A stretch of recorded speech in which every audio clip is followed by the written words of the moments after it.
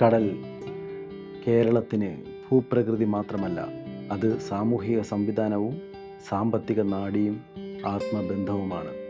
ഈ തീരദേശങ്ങളിൽ കടൽ വെറും പശ്ചാത്തലമല്ല, കടൽ തന്നെയാണ് ജീവിതത്തിൻ്റെ കേന്ദ്രം.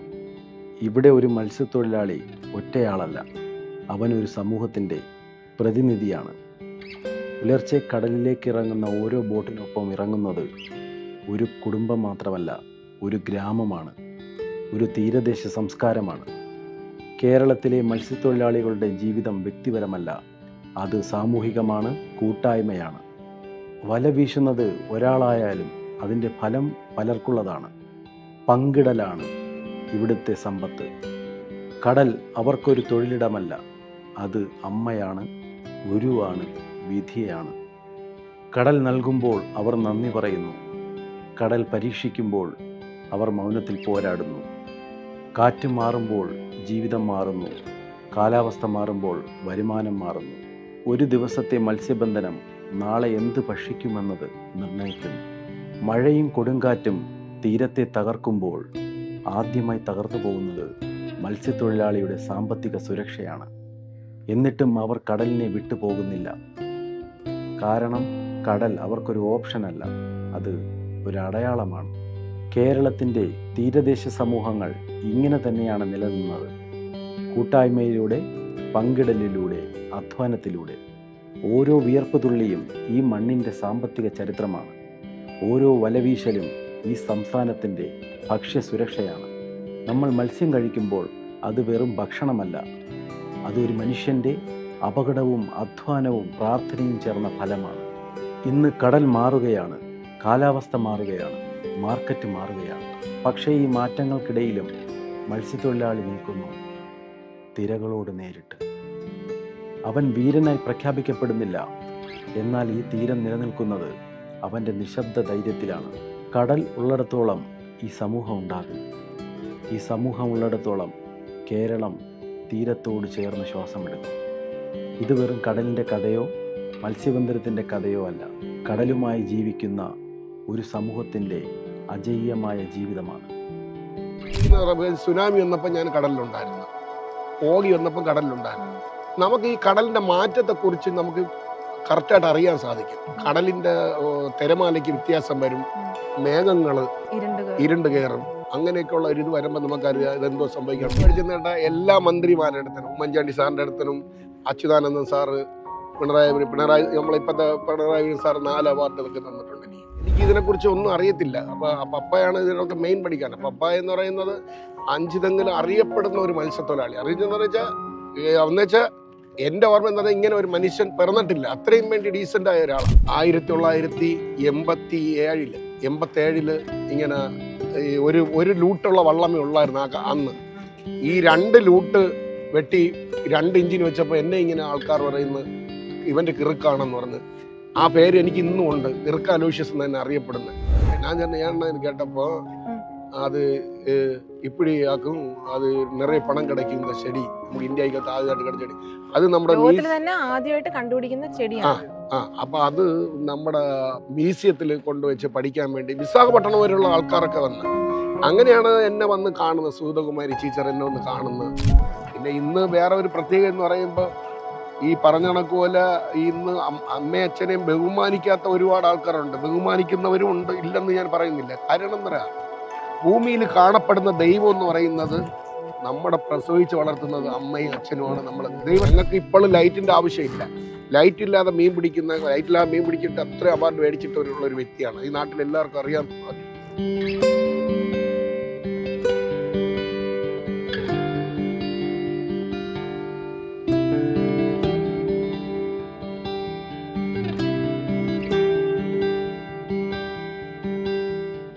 കടലിൻ്റെ മക്കൾ, നമ്മുടെ മത്സ്യത്തൊഴിലാളികൾ.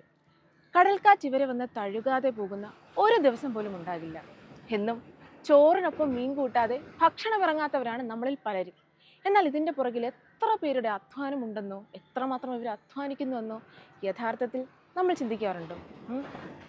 ഇല്ലല്ലേ. പ്രളയകാലത്ത് ജാതി മതഭേദമന്യേ മനുഷ്യനെ മരണത്തിൽ നിന്ന് മനുഷ്യനായി മാത്രം കണ്ട് ജീവിതത്തിലേക്ക് കയറ്റിയ ദൈവത്തിൻ്റെ കൈകളാണ് ഇവരുടേത്. എന്നും 5-നും 10-നും വേണ്ടി ഇവരോട് നമ്മൾ മല്ലിടുമ്പോൾ ഇനിയെങ്കിലും ഇവരെ പറ്റി നമുക്കൊന്ന് ചിന്തിച്ചുകൂടെ? കടൽ കരയിലായിരുന്നു നമ്മൾ, എന്നാൽ ഇപ്പോൾ ഞാനിതാ കടലിന്റെ നടുക്ക്, കടലിന്റെ ഇരമ്പൽ കേട്ടുകൊണ്ട് 5 മണി സമയത്ത് മത്സ്യബന്ധനത്തിനായി പോവുകയാണ്.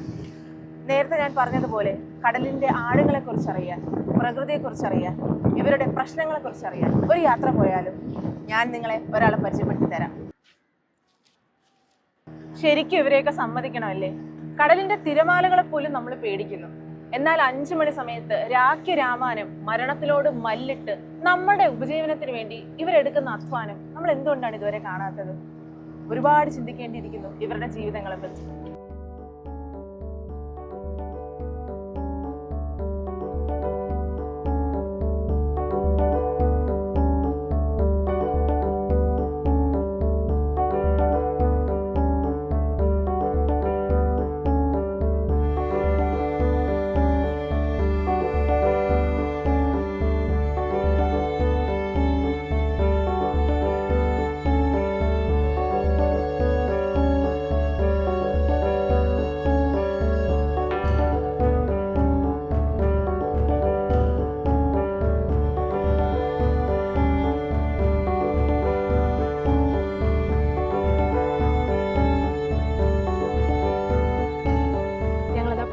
കിലോമീറ്റർ ഉള്ളിലേക്ക് എത്തി. എന്തൊരു അത്ഭുതമാണല്ലേ ഈ കടൽ!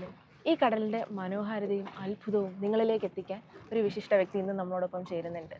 9 വയസ്സ് മുതൽ 50 വർഷക്കാലം മത്സ്യബന്ധന തൊഴിലാളിയായ നമ്മുടെ അലോഷ്യസ് ചേട്ടനാണ്. ചേട്ടാ, അന്നത്തെ കാലഘട്ടവും ഇന്നത്തെ കാലഘട്ടം എന്നുള്ള ഒരുപാട് വ്യത്യാസങ്ങളൊക്കെ ഉണ്ട്. അന്ന് നമ്മൾ കട്ടമരത്തിലാണ് നമ്മൾ പണി ചെയ്യുന്നത്. ഞാൻ ഇങ്ങനെ സ്കൂളിൽ പഠിച്ചുകൊണ്ടിരിക്കുന്ന സമയത്ത് എൻ്റെ വീടോടെ ചേർന്നുള്ള ടീച്ചറാണ് എന്നെ പഠിപ്പിക്കുന്നത്. അപ്പോൾ എൻ്റെ അടുത്ത് ഇങ്ങനെ ഞാനിങ്ങനെ കുടിക്കച്ചി കളിക്കുന്നതിൽ ഒത്തിരി ബിരുദനാണ് ആള്. അപ്പോൾ അങ്ങനെ കച്ചി അടിച്ച് ഒരു പയ്യൻ്റെ കൈ ഒത്തിരി പൊട്ടിയപ്പോൾ അത് ആ പയ്യൻ പോയി പറഞ്ഞ് ടീച്ചറെ എൻ്റെ കൈ പൊട്ടിച്ച്. അപ്പോൾ എൻ്റെ അടുത്ത് പറഞ്ഞ് കൈ നീട്ടറാന്ന് പറഞ്ഞ് ഞാൻ എൻ്റെ വലത കൈ നീട്ടിക്കൊടുത്ത് അടിച്ച്, എൻ്റെ മറു കൈയിലും അടിച്ച്, നീട്ടാൻ പറഞ്ഞ് അടിച്ച്. 2 കൈയിലും കൂടെ ആയപ്പോൾ എനിക്ക് നൊന്ത്. ഞാൻ പറഞ്ഞു ഇനി സ്കൂളിൽ പഠിക്കുന്നില്ലെന്ന് പറഞ്ഞ്. അങ്ങനെ അന്ന് ഒരു 9 വയസ്സ് പ്രായമാണ്. അത് 5ാം ക്ലാസ്സിൽ എന്നെ കൊണ്ട് ചേർക്കുന്ന 1 വർഷം ഞാൻ തോറ്റ് 3 വർഷം 3ാം ക്ലാസ്സിൽ പഠിക്കുന്നു. അങ്ങനെ 9 വർഷം. പിന്നെ 1969 എൻ്റെ ജനനം. 69 11-ാം മാസം 4-ാം തീയതിയാണ് എന്നെ ജനനം. അങ്ങനെ ഈ പ്രശ്നം എൻ്റെ കൈ ഇങ്ങനെ നൊന്തുകൊണ്ട് ഞാൻ എന്ത് ചെയ്തെന്ന് പറയാം, എടുത്ത് കടലിൽ ചാടിയിട്ട് ഞാൻ അന്നേരം മുതലേ കടലിൽ ഒരു മത്സ്യത്തൊഴിലാളിയായി മാറി. ആദ്യമായിട്ട് കടലിൽ ചാടി ഇതുവരെ എനിക്ക് അങ്ങനെ നീന്താനൊക്കെ അറിയാം. 9 വയസ്സിലൊക്കെ നല്ല നീന്തും. കാര്യം കൊച്ചിലെ തന്നെ കടലിൽ കുളിക്കും, ചൂട് മണ്ണിൽ കയറി. ഒന്നും വെള്ളക്കാർ ഉപയോഗിക്കുന്ന പോലെ പണ്ട് നമ്മളൊക്കെ ഉപയോഗിച്ച് കടലിൽ കുളിച്ചിട്ട് നമ്മൾ ചൂട് മണ്ണിൽ കയറി കിടക്കും. അന്നെന്ന് പറയുമ്പോൾ 5 പൈസ കൊടുത്ത് കഴിഞ്ഞാൽ നമുക്ക് ഒരു ഏത്തങ്ക റോസ്റ്റിൻ്റെ ഈ ഒരു പീസ് കിട്ടും. അതൊക്കെ മേടിച്ച് കഴിക്കുക, ഇങ്ങനെ പോയി മണ്ണിൽ കിടക്കുക, വീണ്ടും കടലിൽ ചാടുക. അങ്ങനെയൊക്കെയായിരുന്നു നമ്മുടെ ആദ്യത്തെ ജീവിതങ്ങൾ. ഇന്നൊക്കെ റൂട്ട് മാറി. ഇന്നൊക്കെ എന്ന് പറയുമ്പോൾ എല്ലാം ഭയങ്കര വികസന കാര്യങ്ങളൊക്കെ ആയി. അതുകൊണ്ട് 5ാം ക്ലാസ്സിലല്ലേ ആദ്യമായിട്ട് കടലിലേക്ക് പോയെന്ന് പറയുന്നത്? അതെ അതെ, വന്നു തുടങ്ങിയതല്ലേ മത്സ്യബന്ധനം? ആദ്യത്തെ യാത്ര ഓർമ്മയുണ്ടോ? കടലിന്റെ ഉള്ളിലേക്കൊക്കെ വന്നു? ഉള്ളിലേക്ക് എന്ന് പറഞ്ഞാൽ പപ്പയുടെ കൂടെ അന്ന് ജോലിക്ക് പോകുന്നത്. ഞാൻ തനിച്ചല്ല പോകുന്നത്. എൻ്റെ പപ്പ എന്നെ കയറ്റിക്കൊണ്ട് പോകും. ഒരു പൊട്ടാങ്കിൾ എന്ന് പറഞ്ഞൊരു അങ്കിളുമായിട്ട് ഞാൻ നടുക്കിരുത്തി ഇങ്ങനെ കൊണ്ടുപോകും. അന്നൊക്കെ ഭയങ്കര കാറ്റാ. അപ്പോൾ അവിടെ ഇങ്ങനെ വിറയ്ക്കും. പക്ഷെ ബസ്സിലെ ഇതെന്ന് പറയുന്നത് പോകുന്നതിൻ്റെ അന്ന് തന്നെ ഫസ്റ്റ് ദിവസം തന്നെ എനിക്ക് വലിയ സ്രാവ് എനിക്ക് പിടിച്ച്. അതൊരു വലിയ ഇതായിരുന്നു. പപ്പായായിട്ടൊക്കെ പോയി. അപ്പോൾ അന്ന് 3 സ്രാവ് ഞങ്ങൾക്ക് കിട്ടി. അപ്പോൾ എനിക്ക് ഇതിനെക്കുറിച്ച് ഒന്നും അറിയത്തില്ല. അപ്പോൾ പപ്പയാണ് ഇതിനൊക്കെ മെയിൻ പഠിക്കാൻ. പപ്പ എന്ന് പറയുന്നത് 5 തെങ്ങിൽ അറിയപ്പെടുന്ന ഒരു മത്സ്യത്തൊഴിലാളി. അറിയിച്ചെന്ന് വെച്ചാൽ എൻ്റെ ഓർമ്മ എന്താ, ഇങ്ങനെ ഒരു മനുഷ്യൻ പിറന്നിട്ടില്ല. അത്രയും വേണ്ടി ഡീസൻ്റായ ഒരാളാണ്. സമാധാനത്തിലായിരുന്നാലും മറ്റുള്ളവർ വിളിക്കുന്ന ഒരു സ്നേഹം. എൻ്റെ പപ്പ അങ്ങനെ മരിക്കുന്നവരെ തമിഴ് പറഞ്ഞിട്ടാണ് എൻ്റെ പപ്പ. ഞങ്ങളുടെ പപ്പ തമിഴ്നാട്ടിലാണ്. അത്രയും ഡീസൻ്റ് ഒരാളായിരുന്നു. എന്ന് വെച്ചാൽ പപ്പായെ വിളിക്കുന്നത് വാണം പാത്താൻ എന്നാണ് വിളിക്കുന്നത്. എന്തുകൊണ്ട് അങ്ങനെ വിളിച്ചെന്ന് കേട്ടപ്പോൾ, ഞാൻ വളർന്നു വന്നപ്പോൾ കേട്ടപ്പോഴാണ് അമ്മ പറയുന്നത്, അപ്പ ഇങ്ങനെ വാനത്തെ നോക്കിയൊക്കെ അന്ന് കട്ടമരം പോകുമ്പം ഈ വെള്ളിക്കണിയും പിടിച്ചൊക്കെ വിടും. അങ്ങനെയാണ് വാണം പാത്താൻ എന്ന് പേര് വന്നത് പപ്പായ്ക്ക്. അങ്ങനെയാണ് ഇതിട്ട്. അതേപോലെ ഒരു സംഭവമാണ് എനിക്കുണ്ടായത്. 1987 ഇങ്ങനെ ഒരു ലൂട്ടുള്ള വള്ളമേ ഉള്ളായിരുന്നു അന്ന്. ഈ 2 ലൂട്ട് വെട്ടി 2 ഇഞ്ചിന് വെച്ചപ്പോൾ എന്നെ ഇങ്ങനെ ആൾക്കാർ പറയുന്നത് ഇവൻ്റെ കിറുക്കാണെന്ന് പറഞ്ഞ് ആ പേര് എനിക്ക് ഇന്നും ഉണ്ട്, കിറുക്ക അലോഷ്യസ് എന്ന് തന്നെ അറിയപ്പെടുന്നത്. കാര്യം 2 ഇഞ്ചിന് വയ്ക്കുന്നത് ഞാൻ സ്വയം ഇങ്ങനെ ചിന്തിച്ച്, എന്ന് വെച്ചാൽ നമ്മൾ 1 ഇഞ്ചിൽ പോയി നമ്മളെ സാധനം നഷ്ടപ്പെട്ടു പോയാൽ നമ്മൾ തിരമാല ഒഴുകി പോകുന്ന കാറ്റിനോട് അങ്ങ് ഒഴുകി പോകും. അപ്പോൾ 2 ഇഞ്ചിനിരുന്നാൽ നമുക്ക് 1 ഇഞ്ചിന് നഷ്ടപ്പെട്ടാലും അടുത്ത ഇഞ്ചിൽ നമുക്ക് ഓടി വരാമെന്ന് പറഞ്ഞാൽ അന്ന് എനിക്ക് സ്വയം ഇങ്ങനെ ഒരു ചെറിയ ബുദ്ധി ഇങ്ങനെ ചിന്ത വന്നുകൊണ്ടാണ് അറിയുന്നത്. എല്ലാവരും അവരുടെ ഭാഷയിൽ ഇംഗ്ലീഷിലൊക്കെ പറയും I am very only mind എന്നൊക്കെ പറയും, അവരുടെ ബുദ്ധി എന്ന് പറയും. ഞാനങ്ങനെയല്ല, I am very only Jesus mind എന്ന് വെച്ചാൽ ദൈവമാണ് നമുക്ക് അറിവ് പകരുന്നത്. എവിടെ നിന്നാണ് നമ്മൾ എത്ര പഠിച്ചാലും നമുക്ക് അറിവ് വരുന്നത് നമ്മുടെ ദൈവം തരുന്ന അറിവ് അവിടെ നിന്നാണ് വരുന്നത്. ദൈവം പ്രവർത്തിക്കാതെ ഒരു മനുഷ്യന്റെ ഹൃദയത്തിൽ ഒന്നും സംഭവിക്കുന്നില്ല. ഇല്ല, ഒരു പഠിച്ച ആള് കടലിനെ അറിയുന്നത് പോലെ അല്ല ചേട്ടൻ അറിയുന്നത്. കടലിന്റെ ആ ഉള്ള് നന്നായിട്ട് ചേട്ടൻ അല്ല അതറിയാം. അതുകൊണ്ട് തന്നെ ഇപ്പൊ 2 എഞ്ചിൻ ഇവിടെ ആദ്യമായിട്ട് കൊണ്ടുവന്നത് ഞാനാണ് ഇവിടെ നമ്മുടെ കേരളത്തിൽ ആദ്യമായിട്ട്. പക്ഷേ എന്നെ മുമ്പ് ഒരു വ്യക്തി പോയിട്ട് കൊണ്ടുവന്നിട്ടുണ്ട്. അത് നമുക്ക് ഒരിക്കലും ഇല്ലെന്ന് പറയാൻ പറ്റില്ല. ആ പുള്ളിനെ കണ്ടിട്ടാണ്. മാത്താന്തറ എന്ന് പറയുന്ന ഒരു സ്ഥലമുണ്ട് തമിഴ്നാട്. അത് നമ്മുടെ കേരളത്തിന്റെ തൊട്ടടുത്താണ് ഈ മാത്താന്തറ എന്ന് പറയുന്നത്. അവിടെ ഈ ഒരു കൂനുള്ള ഒരു മനുഷ്യനുണ്ട്. ആ പുള്ളിയാണ് ആദ്യമായിട്ട് 2 ഇഞ്ചം വെച്ച് ഓടുന്നത് ഞാൻ കണ്ടത്. അതിനുശേഷമാണ് ഞാൻ ചെയ്തത്. പിന്നെ ഞാനാണ് ആദ്യമായിട്ട് ചെയ്തതെന്നല്ല, നമ്മുടെ കേരളത്തിൽ ആദ്യമായിട്ട് ഞാനാണ് ഈ 2 ഇഞ്ചം വെച്ച് ഓടുന്നത്. അപ്പോൾ ആൾക്കാരൊക്കെ എന്നെ കിറുക്കൻ എന്നൊക്കെ വിളിച്ച് അങ്ങനെയൊക്കെ ഓരോ ഉപകരണങ്ങളൊക്കെ ആദ്യമായിട്ടൊക്കെ വരും. ഇപ്പം ലൈറ്റ് നമുക്കിപ്പോൾ ഒരു ലൈറ്റ് നമുക്കിവിടെ എല്ലാവരും എല്ലാത്തിനെയും മണ്ടത്തരം എന്ന് മാത്രമേ. അതെ അത് നമുക്കിപ്പോൾ ഏതായത് രീതി വന്നാലും നമുക്ക് ആദ്യമായിട്ട് നമുക്കൊരു തെറ്റ് നമ്മളെ പറഞ്ഞിട്ടേ അത് പിന്നെ നല്ലവരൊന്നും പറയുള്ളൂ. അങ്ങനെയൊക്കെയാണ് നമ്മുടെ ഇത്. കടലിൽ എനിക്ക് ഒരുപാട് സ്ഥലങ്ങളിൽ ഇനി പുറത്തു പോകാൻ വേണ്ടി എല്ലാവരും ഫ്രീ ആയിട്ട് വിസ തരാമെന്ന് പറഞ്ഞു. അങ്ങനെ എനിക്ക് ഒരൊറ്റ ഇത് മൈൻഡ്, നമ്മുടെ നാട്ടിൽ കിടന്ന് തന്നെ നമുക്ക് പൈസ ഉണ്ടാക്കണമെന്നുള്ള ഒരു ഇത് വെച്ചിട്ട് ഇന്ന് കേരളം അറിയപ്പെടുന്ന രീതിയിൽ കേരളം നല്ല ഡിസ്കവറി ചാനലിൽ വരെ എൻ്റെ കാര്യം വരുന്നുണ്ട്. നമുക്ക് എന്നുവെച്ചാൽ പുറത്ത് നിന്നിട്ട് ചിലവർ ചോദിക്കും അലുഷ്യൻ്റെ എന്തരാണ്, അലുഷ്യൻ്റെ വിദ്യാഭ്യാസം എന്താണ് ഏതാണെന്നൊക്കെ നമ്മുടെ സഭയിൽ പോകുന്നവരൊക്കെ കേൾക്കും. ഇങ്ങനെ പലവരൊക്കെ കേൾക്കുന്നുണ്ട്. അപ്പം നമ്മൾ പറയുന്നത് നമ്മുടെ കഴിവോ നമ്മുടെ മുടുക്കോ അല്ല, ഒരു മനുഷ്യനിൽ ദൈവം കനിഞ്ഞാൽ മാത്രമേ അവൻ എന്തെങ്കിലും ചെയ്യുവാൻ സാധ്യതയുള്ളൂ. സത്യം പറഞ്ഞാൽ ചേട്ടനെ കടലിലെ സയന്റിസ്റ്റ് എന്നൊക്കെ നമുക്ക് വിളിക്കാം. കടലിലെ എന്തെല്ലാം അത്ഭുതങ്ങളാണ് ചേട്ടൻ കണ്ടുപിടിച്ചിരിക്കുന്നത്. അല്ല, കണ്ടുപിടിച്ചെന്ന് പറയുമ്പോൾ എൻ്റെ അടുത്ത് ഇങ്ങനെ ഇവർ വന്നിട്ട് ചോദിച്ച് ഇങ്ങനെ ചെടിയുള്ള സ്ഥലങ്ങൾ എവിടെ ഉണ്ടെന്ന് ചോദിച്ച്. അപ്പോൾ ഞാൻ പറഞ്ഞു എനിക്ക് ചെടിയുള്ള ഒരുപാട് സ്ഥലങ്ങളൊക്കെ അറിയാമെന്ന് പറഞ്ഞിട്ട് അങ്ങനെ പോയി. അപ്പോഴാണ് നമുക്ക് ഇന്ത്യക്കകത്ത് ആദ്യമായിട്ട് കിട്ടുന്ന ഒരു ചെടി കണ്ടുപിടിച്ചു. അപ്പോൾ ഇവർ ഇംഗ്ലീഷിലൊക്കെ എൻ്റെ ബോട്ടിൽ വെച്ച് തന്നെ ഇംഗ്ലീഷിലൊക്കെ സംസാരിക്കുന്നത്. എനിക്ക് വിദ്യാഭ്യാസം കുറവായിട്ട് ഇംഗ്ലീഷൊക്കെ അറിയത്തില്ല. അപ്പോൾ അതിൽ ഈ തമിഴ്നാട്ടിലെ ഒരാളുണ്ടായിരുന്നു, കടിയപട്ടണത്തുള്ള ഒരാൾ.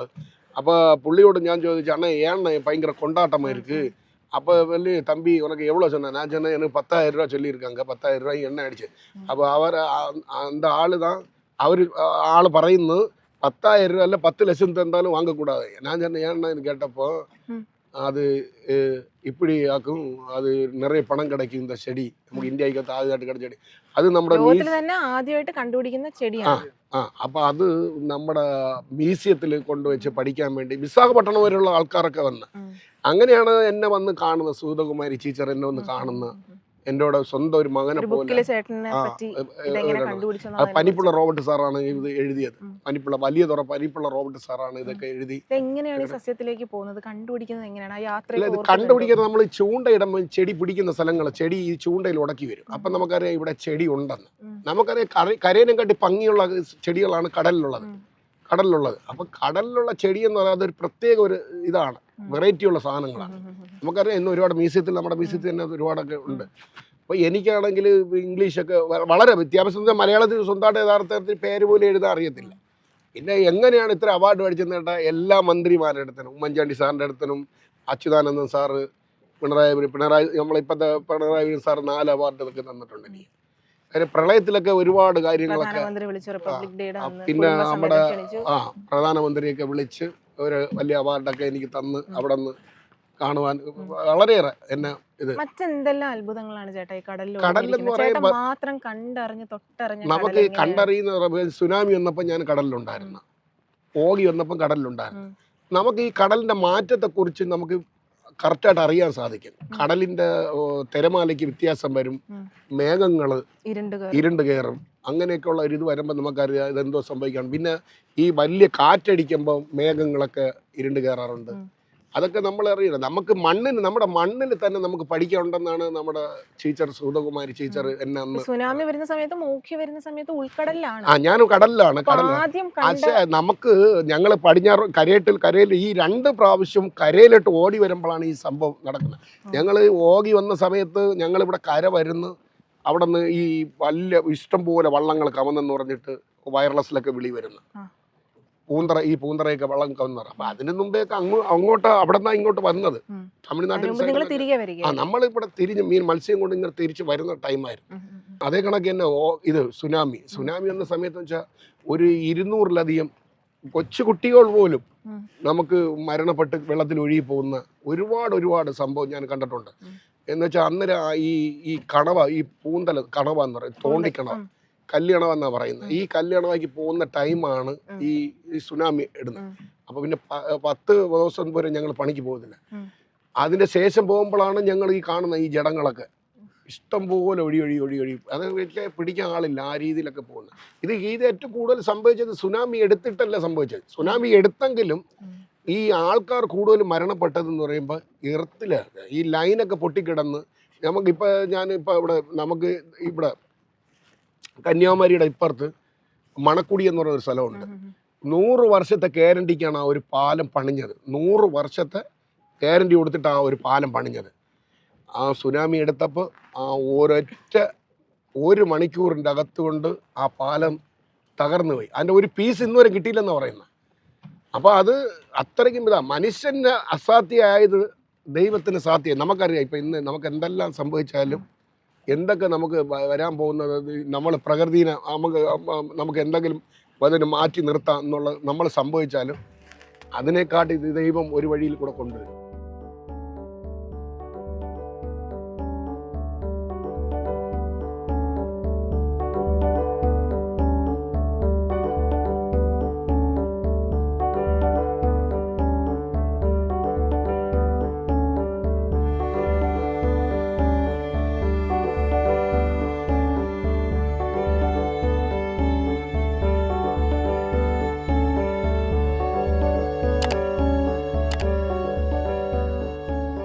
ഇതാണ് കടൽ കുതിര എന്ന് പറയും. നമ്മുടെ സാധാ കുതിരയ്ക്ക്, നമ്മുടെ കരയത്തെ കുതിരയെ പോലെ ആയിരിക്കുന്നത് ഇത് കടൽ കുതിര എന്ന് പറയും. അപ്പം ഇത് പണ്ടൊക്കെ എന്ന് പറയുമ്പോൾ ഇതിന് വേറൊരു മെത്തേഡിലും കൂടി ഒരു സാധനം ഉണ്ടായിരുന്നു. നമുക്ക് ചെവി കുത്തു വരുമ്പോൾ നമുക്ക് ചെവി വേദന വരുമല്ലോ, അതിൽ എണ്ണ ഒഴിച്ചിട്ട് ചൂടാക്കി ഒഴിച്ചിട്ട് നമ്മുടെ അത് വെച്ച് കാതിൽ ഒഴിച്ച് കഴിഞ്ഞ് കഴിഞ്ഞാൽ നമ്മുടെ ചെവിക്ക് വേദന മാറും. പണ്ടൊക്കെ അങ്ങനെയാണ്. ഇപ്പം മെഡിസിൻ കാര്യങ്ങളൊക്കെ ഉള്ളതുകൊണ്ട് ഇപ്പം ആരും അങ്ങനെ ഇത് ചെയ്യുന്നില്ല. കണ്ട ഇത് കാണുന്നു, ഇത് സാധാ കുതിരയാ, അത് കടൽ കുതിര. ഇതിനെയാണ് കടൽ കുതിര എന്ന് പറയുന്നത്. ഇത് ഭക്ഷിക്കില്ല, ഇത് കഴിക്കത്തില്ല. കടൽ ഇത് വേണമെങ്കിൽ കഴിക്കാം. ഇതൊക്കെ കടലിലെ ഇതിന് ഒന്നിനില്ല. വിഷമുള്ള ചില സ്ഥലങ്ങളാണ്, അത് എടുത്തു കളയുക. നമുക്ക് ഈ ചൂട് വെള്ളത്തിൽ വേവിച്ച് കഴിഞ്ഞ് കഴിഞ്ഞാൽ ഇതിൻ്റെ ആണ് എല്ലാം നമുക്ക് കഴിക്കാനുള്ളതാണ്. പിന്നെ ഈ മീനെന്ന് പറയുന്നത് ചിലർ സ്കിന്ന് കളയാറുണ്ട് മീനിൻ്റെ. അങ്ങനെ ഒരിക്കലും അങ്ങനെ കളയാൻ പാടില്ല. ഈ മീനിൻ്റെ തൊലി ഉണ്ടല്ലോ, നമ്മുടെ ഈ മീനിൻ്റെ തൊലി ഇങ്ങനെ ഉരിച്ച് കളയാറുണ്ട്. ഏത് മീനായിരുന്നാലും തൊലി ഉരിക്കാതെ കഴിക്കുന്നത് അത് പ്രത്യേക ഒരു ടേസ്റ്റാണ്. ഞങ്ങൾ ഒരു മീനിൻ്റെ തൊലി ഉരിക്കത്തില്ല. ഈ ചിലവർ കേരൻ ചൂര മേടിച്ചാൽ അതിൻ്റെ തൊലി ഉരിക്കുന്നുണ്ട്. ഈ പണ്ടുള്ള അമ്മച്ചിമാരൊക്കെ ഈ ചുണ്ണാമ്പോള എന്ന് പറയുന്നത് ഈ ഒരു സാധനം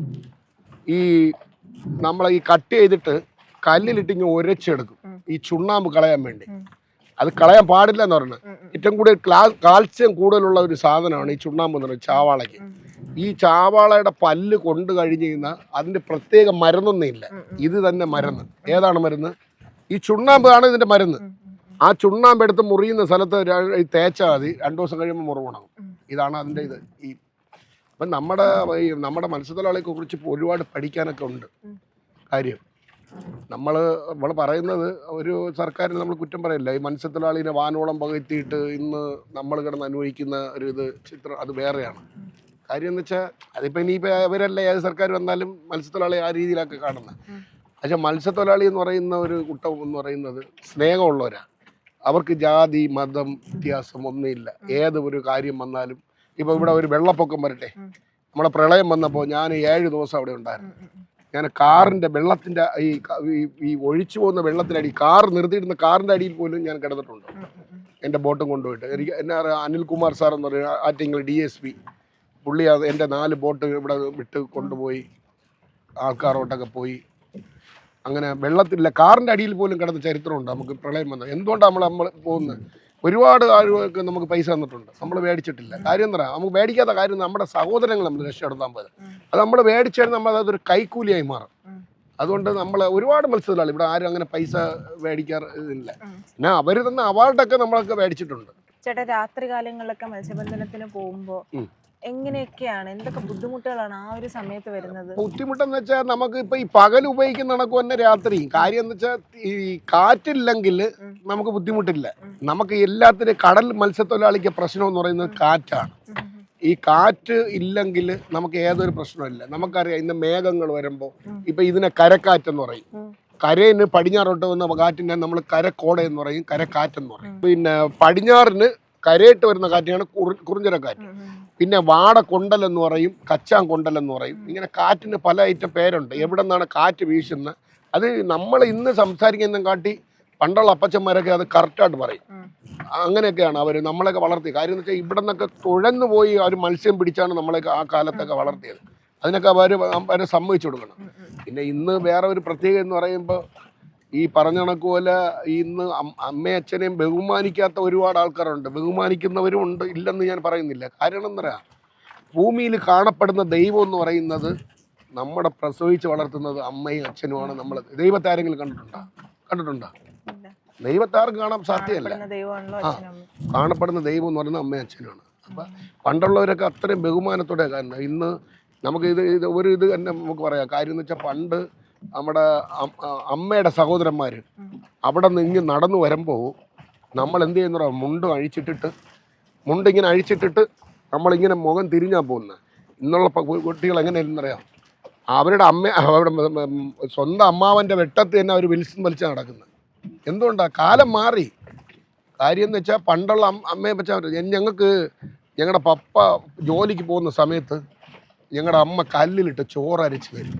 ചോറ് നമ്മളിപ്പോൾ ഇന്ന് കഴിക്കുന്നില്ല ചോറ്, അത് ഈ ചമ്മന്തി അരയ്ക്കുന്ന കല്ലിലിട്ട് ചോറ് അരച്ച് എന്നിട്ട് ഓരോ ഉണ്ട ചോറ് ഞങ്ങൾക്ക് തരും, ഞങ്ങളുടെ മക്കൾക്ക്. അപ്പോൾ ഈ പണ്ടുള്ള അമ്മമാരൊക്കെ അങ്ങനെയൊക്കെയാണ് ഈ മക്കളെ കൂടുതൽ വളർത്തുന്നത്. പണ്ടൊക്കെ എന്ന് പറയുമ്പോൾ ഒരു പീസ് കരിപ്പട്ടി, ഒരു ഗ്ലാസ് കഞ്ഞോളം. നമ്മളിപ്പോൾ ഇന്ന് ഒരു കാലി ചായ കുടിക്കുന്നതിന് പകരം തരുന്നത് ഒരു ഗ്ലാസ് കഞ്ഞോളം ഒരു പീസ് കരിപ്പട്ടിയും തരും, അത് രാവിലെ. അപ്പോൾ അന്നത്തെ ആഹാരത്തിൻ്റെ എന്ന് പറയുന്നത് പ്രത്യേക ഒരു ഇതുണ്ട്. ഇന്ന് കഴിയില്ല. ഇന്നത്തെ എല്ലാം കളവാണ്. നമുക്ക് ഇന്ന് കിട്ടുന്നത് നമ്മൾ പിടിക്കുന്ന മത്സ്യം ഈ കാണുന്നില്ലേ, നമ്മൾ ഈ പിടിക്കുന്ന മത്സ്യവും നമ്മുടെ തെങ്ങിലെ കരുക്കും മാത്രമാണ് നമുക്ക് ഉപയോഗമുള്ളത് നമ്മുടെ ഇതിൽ. പിന്നെ നമ്മൾ വെച്ച് പിടിപ്പിക്കുന്ന ചെടികളൊക്കെ നമുക്ക് എന്തെങ്കിലും വെച്ച് പിടിപ്പിച്ച് നമുക്ക് കഴിക്കാം. ചേട്ടാ, ഈ കടലിന്റെ ഉള്ളിലേക്കൊക്കെ പോകുമ്പോഴേ ഒത്തിരി ഉള്ളിലേക്ക് പോകുമ്പോൾ എപ്പോഴെങ്കിലും ഒക്കെ അപകടം മണക്കുമല്ലോ. അപകടം മണക്കുന്നതെന്ന് പറയുന്നത് നമുക്ക് ഈ കാണുന്ന കണക്കുപോലെ തന്നെ പടിഞ്ഞാറ്. അതാണ് ഞാൻ നേരത്തെ ഒരു പോയിന്റ് പറഞ്ഞത്. കാറ്റുണ്ടെങ്കിൽ മാത്രമേ നമുക്ക് ഏത് കടലിൽ പോയാലും തിരമാല കൂടുതലായിട്ട് കാണുന്നത്. കാറ്റാണ് എല്ലാത്തിനും പ്രശ്നം. കാറ്റില്ലെങ്കിൽ ഇവിടെ നിന്ന് പിന്നെ 300 നോട്ടിക്കൽ പോയാലും ഈ തിരമാല ഒരേ കണക്ക് പോലെ തന്നെ വരും. എപ്പോഴെങ്കിലും കണ്ട അനുഭവമൊക്കെ ഉണ്ട് നമുക്ക്. ഇപ്പം ഞങ്ങൾ തന്നെ 5 തെങ്ങ് ഷിപ്പിലിരുന്ന സമയത്ത്, അവിടെ ഈ ഷിപ്പ് താന്ന് കിടക്കുന്ന സമയത്ത്, നമ്മളിപ്പോൾ പോകാൻ പോകുന്ന സ്ഥലത്ത് അവിടെ ഇരുന്ന സമയത്ത് ഒരു ചുഴലിക്കാറ്റുണ്ടായി. അന്ന് കട്ടമരത്തിൽ പോകുന്ന ടൈമിനാണ്. അപ്പം എത്രയും പെട്ടെന്ന് നമുക്ക് കരയെത്തണമെന്ന് പറഞ്ഞിട്ട് നമുക്കൊരു ഇത് വന്ന് അങ്ങനെയൊക്കെ തുഴഞ്ഞ് അങ്ങനെയൊക്കെ അത് പിന്നെ വലിയ കാറ്റായി മാറി. അങ്ങനെയൊക്കെ വലിയ അപകടങ്ങളുണ്ട്. ഞാൻ നേരത്തെ പറഞ്ഞില്ലേ, സുനാമി, ഓഗി, ഇതിനൊക്കെ എല്ലാം നമ്മളെ മത്സ്യത്തൊഴിലാളികളെല്ലാം കടലിലാണ്. ഞാനും കാരണം ഈ രണ്ട് സംഭവത്തിനും കടലിലാണ്. പക്ഷെ നമുക്കിപ്പോൾ എന്ത് സംഭവിക്കണമെന്ന് മേളിലായ ഒരാൾ വിചാരിക്കണം. ജന്മം തരുന്നത് അവിടെ നിന്നാണ്, ഇല്ല ജീവൻ തരുന്നത് അവിടെ നിന്നാണ്, ജീവൻ എടുക്കുന്നതും അവിടെ നിന്നായിരിക്കും. ദൈവവിശ്വാസം അപ്പം എത്രത്തോളം ഒരു ദൈനംദിന ജീവിതത്തിൽ ഈ മത്സ്യബന്ധനത്തിന് ഇറങ്ങുമ്പോൾ നമ്മൾ പ്രാർത്ഥിച്ചിട്ട് പോകും. ജോലിക്ക് പോകുമ്പോഴൊക്കെ ദൈവത്തോട് നമ്മൾ പ്രാർത്ഥിക്കും. ഇപ്പം ഞാൻ പറയുന്ന എന്നറിയാമോ, നമ്മൾ ഏത് മതസ്ഥരായിരുന്നാലും അവരവരുടെ ദൈവത്തോട് നമ്മൾ ഏത് ഇതിലായിരുന്നു, നമ്മൾ ഒരു ദൈവത്തെ കുറ്റപ്പെടുത്തേണ്ട കാര്യമൊന്നുമില്ല. കാര്യം എന്താ, ഇപ്പം ഞാൻ ക്രിസ്ത്യൻസായതുകൊണ്ട് നമ്മൾ ആരെ വിളിക്കുന്നത്, നമ്മുടെ യേശുവിനെ വിളിക്കുന്നു. അപ്പം നിങ്ങളുടെ ഓരോരുത്തരുടെ ഇതുണ്ട്, മതമുണ്ട്, അവർക്ക് അവരവരുടെ ദൈവത്തെ വിളിക്കാം, സ്വാതന്ത്ര്യമുണ്ട്.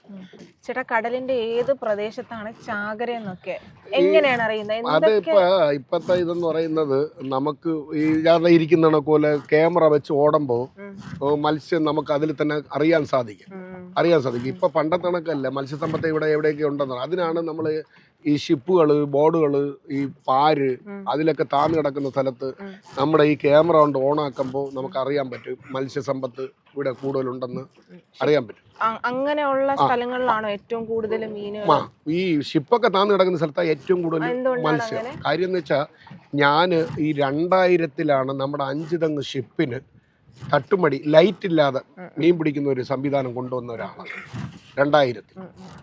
അപ്പോൾ ഈ ആൾക്കാർ ഇപ്പം ഈ 2006 മുതലാണ് നമ്മുടെ ഈ നാട്ടിൽ ലൈറ്റ് എന്ന് പറഞ്ഞ ഒരു സാധനം വന്നത്. 2006-ലാണ്. 2006 മുതൽ 2000 മുതൽ 2006 വരെ ഞങ്ങൾ ലൈറ്റ് ഇല്ലാതെ ഈ തട്ടുമടി എന്ന് പറയുന്ന ഒരു സാധനമുണ്ട്.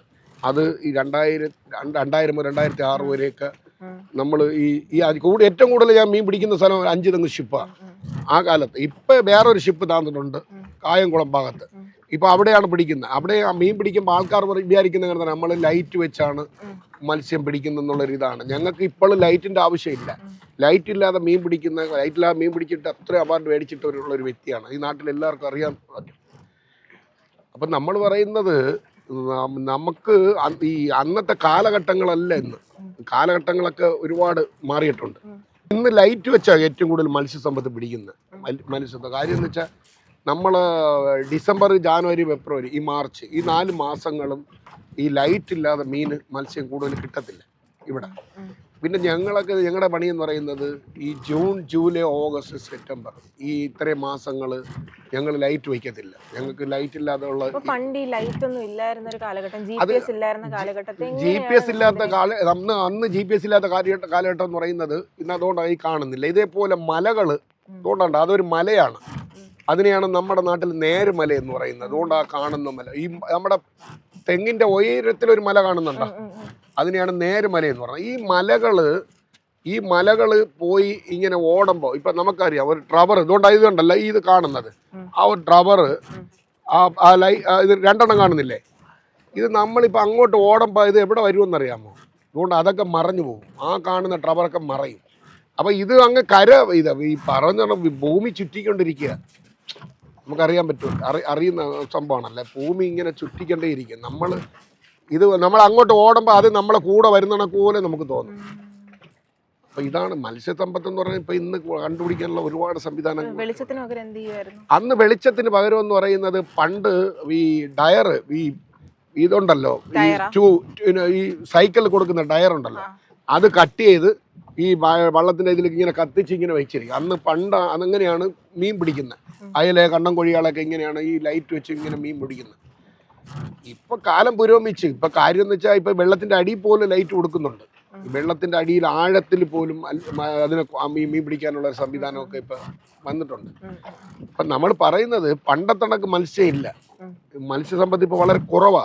മത്സ്യസമ്പത്ത് എന്ന് പറയുമ്പോൾ നമുക്ക് ഇതുണ്ട ഈ കാണുന്നത് ഇവര് 3 മണിക്ക് ഈ രാത്രി 3 മണിക്ക് ഇറക്കി 4 അംഗങ്ങൾ പോയിട്ട് കിട്ടിയ മത്സ്യമാണ്. ഇത് എത്ര രൂപ കിട്ടുന്നത് നമുക്കറിയാം. നമുക്ക് ഇന്നൊരു മത്സ്യത്തൊഴിലാളി, ഇന്ന് ഒരു കര ജോലിക്കാർ ഇന്നൊരു കെട്ടിടപ്പണിക്ക് പോയാൽ അവർക്ക് എന്ത് കിട്ടുന്നു? ഒരു കെട്ടിടപ്പണിക്ക് പോയി കഴിഞ്ഞ് കഴിഞ്ഞാൽ അവർക്ക് 1000 രൂപ ഉണ്ട്. ഇവർക്ക് ഇന്ന് ഒരു കൂടിയാൽ ഒരു 200 രൂപ പോലും കിട്ടത്തില്ല. വെളുപ്പിലെ 3 മണിക്ക് വന്നതാ. ഇനി ഇവർ കര കയറുമ്പോൾ രാത്രി പകൽ 10 മണി 10:30 മണിയാവും. വെളുപ്പിലെ 3 മണിക്ക് വന്നതാ. ഈ വലയൊക്കെ പിന്നെ കര കൊണ്ടിട്ട് എല്ലാം തെരിച്ച് വലിച്ച് അവർക്ക് അത്രയും ജോലിയാ. അപ്പൊ ഇതാണ് മത്സ്യത്തൊഴിലാളിയുടെ കഷ്ടപ്പാടെന്ന് പറഞ്ഞാൽ. ഇതാണ് അത് ഉദ്യോഗസ്ഥന്മാർ. ഈ മത്സ്യത്തൊഴിലാളികൾ ചില കാരണങ്ങൾക്ക് വേണ്ടി ഓഫീസിലൊക്കെ പോകുമ്പോൾ അവർ മത്സ്യത്തൊഴിലാളി എന്ന് പറയുമ്പോൾ അവരെ പിടിച്ച് അവിടെ ഇരുത്തിയിരിക്കും. ഈ മത്സ്യത്തൊഴിലാളി പെടുന്ന കഷ്ടപ്പാടുകൾ ഇന്ന് മത്സ്യത്തൊഴിലാളിക്ക് മാത്രമേ അറിയാൻ സാധിക്കത്തുള്ളൂ. അപ്പൊ മത്സ്യത്തൊഴിലാളിക്ക് എപ്പോഴും കഷ്ടപ്പാടാണ്. ഈ വേലി കയറ്റം വേലി ഇറക്കം എന്ന് പറയുമ്പം ഈ വേലി ഇറങ്ങുന്ന ടൈമിനാണ് തിരമാല ഒത്തിരി കൂടുതലുണ്ടാവും. കയറുന്ന ടൈമിന് തിരമാല കുറവാണ്. അപ്പൊ ഇവിടെ നിന്ന് അങ്ങോട്ട് ഇറങ്ങുമ്പോൾ തിരമാല കുറവാണ്. അവിടെ നിന്ന് ഇങ്ങോട്ട് വെള്ളം ഇങ്ങോട്ട് വലിക്കുമ്പോൾ അതിനാണ് വേലിയേറ്റം വേലി ഇറക്കം എന്ന് പറയുന്നത്. അപ്പൊ അത് വരുമ്പോൾ ഇച്ചിരി കടൽ ഒത്തിരി കൂടുതലാണ് അടിക്കുന്നത്. അപ്പൊ കടലിൽ തന്നെ പല ഇതിൽ ഇപ്പൊ നമുക്കിപ്പോ കാറ്റില്ലാത്തോണ്ടാണ്. ചില സമയത്ത് എത്ര കാറ്റ്, മത്സ്യത്തൊഴിലാളിക്കൊന്നും കാറ്റൊന്നും ഇതല്ല. നമുക്കിപ്പോ അറിയാലോ, നമ്മളൊരു വീട്ടിലിരിക്കുന്നു, എൻ്റെ വീട്ടിൻ്റെ അകത്ത് അല്ലെ മോളുടെ വീട്ടിൻ്റെ അകത്ത് മോളിരിക്കുന്നു. മോള് അവരുടെ ഒരു തണലുള്ളതുകൊണ്ടല്ലേ ഇരിക്കുന്നത്. ഇതുപോലെ മത്സ്യത്തിന് അടിയിൽ വെള്ളത്തിനടിയിൽ തങ്ങാനുള്ള സംവിധാനമൊക്കെ വെള്ളത്തിൻ്റെ അടിയിൽ തന്നെ ഉണ്ട്. ഞാൻ പറഞ്ഞല്ലേ ഷിപ്പിന്റെ അടിയിൽ നമ്മളിപ്പോൾ പോകാൻ പോകുന്നത്, അവിടെ ആ ഷിപ്പിന്റെ ഭാഗത്ത് പോകുമ്പോൾ നമുക്ക് നമ്മുടെ ക്യാമറയിൽ നോക്കുമ്പോൾ അവിടെ എന്തെല്ലാം മീനുണ്ടെന്ന് നമുക്കറിയാൻ സാധിക്കും. ഇപ്പൊ പണ്ടത്തെ കണക്ക് കണ്ടുപിടുത്തങ്ങളൊന്നുമല്ല. ഇപ്പൊ നമുക്ക് എല്ലാം പോകുന്ന റൂട്ടിൽ തന്നെ മത്സ്യം ഉണ്ടെങ്കിൽ അതിൽ തന്നെ അറിയാൻ സാധിക്കും, ഓടുമ്പോൾ തന്നെ അറിയാൻ സാധിക്കും. അപ്പൊ അങ്ങനത്തുള്ള കാലഘട്ടങ്ങളാണ്. ഇതിനെയാണ് കുരിശ് ഞണ്ടെന്ന് പറയുന്നത്. നമ്മൾ നണ്ടിൽ പല ഐറ്റങ്ങളുണ്ട്. നണ്ടിൽ ഏതാണ്ട് ഒരു 8 ഐറ്റം നണ്ടോളം ഉണ്ട്. അപ്പോൾ ഇതിനെയാണ് കുരിശ് നണ്ടെന്ന് പറഞ്ഞത്. ഈ കുരിശ് നണ്ടെന്ന് പറയുന്നതിൻ്റെ കാരണം എന്ന് പറയുന്നത് ഇതിൻ്റെ ഇതണ്ട ഇത് കുരിശടയാളം കൊടുത്തിട്ടുണ്ട്. ഇതിൻ്റെ ഓർക്കുന്നുണ്ടോ? ഇതിന് കുരിശടയാളം കൊടുത്തു, അതിനാണ് ഇത് കുരിശ് നണ്ടെന്ന് പറഞ്ഞത്. അപ്പം നണ്ടിൽ ഒരു 8 ഐറ്റം നണ്ടോളം ഉണ്ട്. അപ്പം ഇതിന് ഓരോന്നിനും ഓരോ പേരുണ്ട്. നമ്മുടെ പിന്നെ കായൽ നണ്ടെന്ന് പറയും. പിന്നെ ഈ നണ്ടിൽ തന്നെ ഈ ചത കൂടുതലുള്ള നണ്ടുണ്ട്, ചത കുറഞ്ഞ നണ്ടുണ്ട്, അങ്ങനെ പല ഐറ്റങ്ങളും ഉണ്ട്. ഇത് വെള്ളത്തിന്റെ അടിയിലിടുന്ന ക്യാമറ ഇതിന്റെ അടിയിലാവും, ഇതിന്റെ അടിയിലാണ് കിടക്കുന്നത്. അപ്പൊ നമുക്കിതിപ്പോ ഓടിപ്പോകുമ്പോ ഇതിലെന്ത് മീനുണ്ടെങ്കിലും സ്ക്രീൻ കണ്ട ഇതിലറിയാൻ സാധിക്കും.